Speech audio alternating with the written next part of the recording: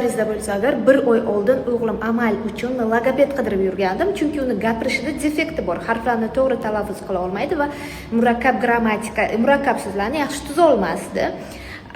Men sizlar uchun zo'r logoped topdim, chunki o'zimni o'g'limda bir haftada R harfi chiqdi, fikrlarini to'liq, chiroyli bayon qilishni o'rgandi.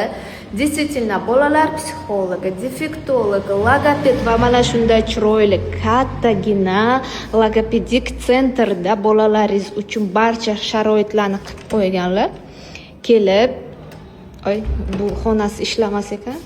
Xonasini bitta ko'rsataydi. Bolalar bilan individual tarzda shug'ullanishadi. Bu bitta xonasi, xonalari issiqqina.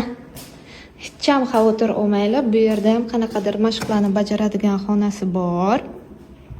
Va bolalaringizga tarbiyasida qanaqadir nuqson bo'lsa agar,